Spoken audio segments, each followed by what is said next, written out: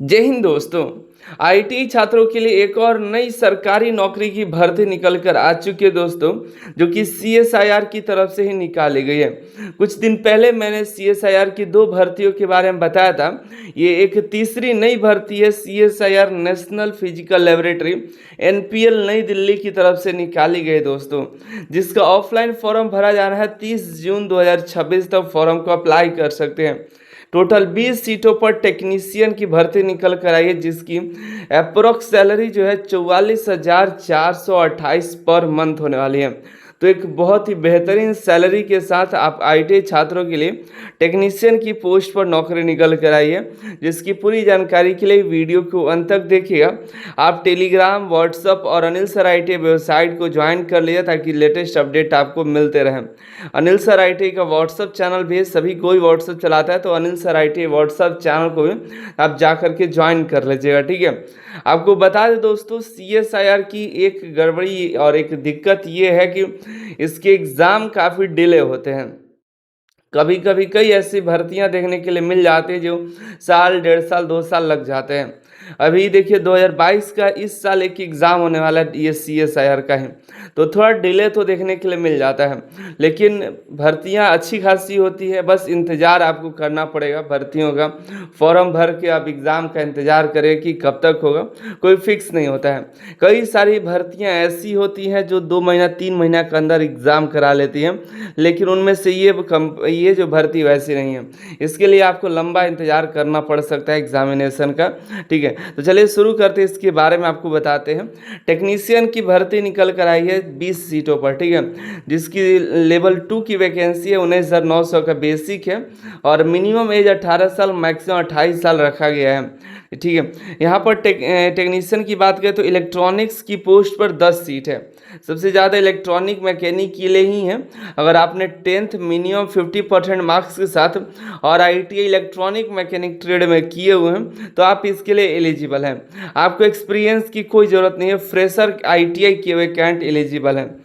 बात करें इलेक्ट्रिकल, जो कि इलेक्ट्रिशियन ट्रेड के लिए 5 सीट है, ठीक है। वहीं बात करें कंप्यूटर ऑपरेटर के लिए, कोपा के लिए मात्र 2 वैकेंसी है, एक यूआर में और एक ओबीसी में। मल्टीमीडिया एनिमेशन में बात करें, multimedia animation and special effect trade में मात्र 1 सीट है। फोटोग्राफर के लिए भी 1 ही सीट है। डिजिटल फोटोग्राफर आपका आईटीआई होना चाहिए। एमएमवी मोटर मैकेनिक व्हीकल के लिए 1 सीट रखा गया है, जो कि आईटीआई एमएमवी ट्रेड से होना चाहिए।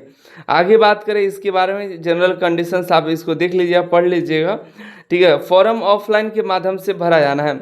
आपको फॉर्म इसी नोटिफिकेशन में अलग से फॉर्म दे देंगे, फॉर्म को डाउनलोड करके आपको भेजना होगा, ठीक है। दिए गए एड्रेस पर हम आपको एड्रेस बता देंगे, उस एड्रेस पर आपको भेजना होगा। सिलेक्शन की बात करें तो आपका रिटेन एग्ज़ाम होगा। सभी सीएसआईआर का जितना भी टेक्नीशियन की पोस्ट है, सभी का एक ही सिलेबस है, एक ही गाइडलाइन है कि सबको एक ही जैसी प्रक्रिया के आधार पर सिलेक्शन लेना है।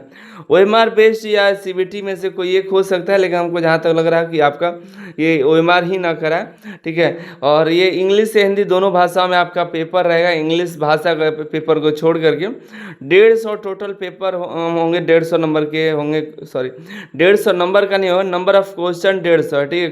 150 क्वेश्चन रहेंगे, अलग अलग मार्क्स होंगे उस सबके। 2.5 घंटे का आपका पेपर होगा।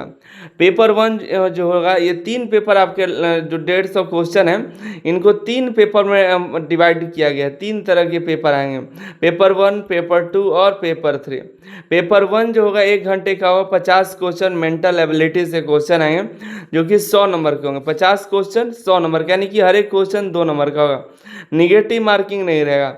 लेकिन पेपर 2 जो है मात्र 30 मिनट का होगा, लेकिन इसमें 50 क्वेश्चन ही है। जनरल अवेयरनेस से 25 और 25 इंग्लिश लैंग्वेज से। ये आपका ज़्यादा टाइम लेते भी नहीं वैसे भी, क्योंकि पढ़ना और अटेम्प्ट करना होता है। तो ये 25 क्वेश्चन जो है 75-75 नंबर के होंगे, ठीक है। 50 क्वेश्चन है, 150 नंबर का होगा। हर एक क्वेश्चन 3 नंबर का होने वाला है, ठीक है। निगेटिव मार्किंग भी 1 नंबर का निगेटिव मार्किंग है। अगर सही करते हैं तो 3 नंबर मिलेगा, गलती करते हैं तो 1 नंबर काट लिए जाएंगे। तीसरा जो पेपर है आपके ट्रेड से पूछे जाएंगे 50 क्वेश्चन, जो कि 150 नंबर का होगा। 1 निगेटिव मार्किंग आपका कट लिए जाएंगे, ठीक है। आगे बात करें मेरिट के बारे में, मेरिट जो तैयार किया जाएगा वो आपको पेपर 2 और पेपर 3 ये इसके आधार पर होगा। पेपर 2 और पेपर 3 के आधार पर होगा, लेकिन पेपर 1 जो है आपको क्वालिफाई करना पड़ेगा। क्वालिफाई करें तो आपको पेपर 2 और पेपर 3 के आधार पर फाइनल मेरिट तैयार किया जाएगा। किनको प्रेफरेंस मिलेगा, ये प्रेफरेंस का ऑर्डर एक बार देख लीजिएगा।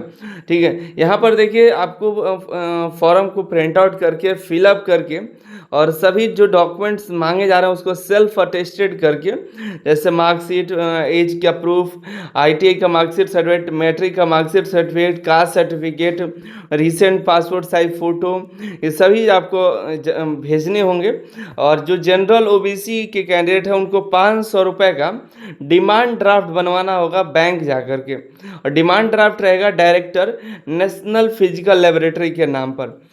और डिमांड ड्राफ्ट बनाने के लिए उस बैंक आपके पास चेक होना चाहिए। ठीक है, चेक लेकर के बैंक जाइएगा और कहिए कि ये मेरा चेक है, 500 का चेक काटिएगा और बोलिए कि डिमांड ड्राफ्ट बनवाना है इनके नाम पर, तो आपका डिमांड ड्राफ्ट बनवा देंगे। ठीक है, और 30 जून 2026 तक का होना चाहिए। और आपको सभी डॉक्यूमेंट जो है इस डिमांड ड्राफ्ट के साथ साथ आपको इस एड्रेस पर डॉक्यूमेंट को फॉर्म को अटैच करके भेज देना है।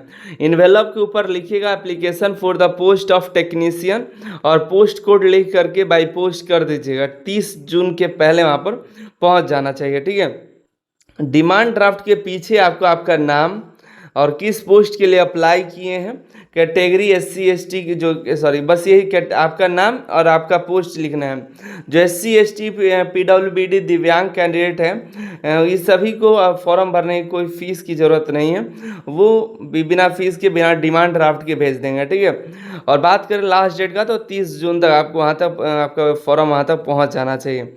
ये ठीक है, यही जानकारी है। देखिए डॉक्यूमेंट्स देख लीजिए, क्या क्या डॉक्यूमेंट आपको इसमें लगाना है, अच्छे से देख लीजिएगा।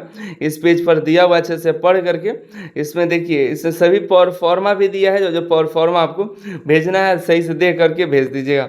तो ये जो रिक्रूटमेंट है, अच्छी बात, इलेक्ट्रॉनिक मैकेनिक ट्रेड के लिए अच्छी खासी सीट है, इलेक्ट्रीशियन वालों के लिए थोड़ी हद तक ठीक है, और कोपा, ये 3 ट्रेड के लिए भी ठीक है। बाकी जो एलिजिबल हो रहे हैं अपने अनुसार इच्छुक हैं तो फॉर्म को अप्लाई कर दीजिएगा। मिलता है अगली वीडियो में अगली जानकारी के साथ। आप व्हाट्सअप या टेलीग्राम जरूर ज्वाइन कर लिए ताकि लेटेस्ट अपडेट आपको मिलती रहे।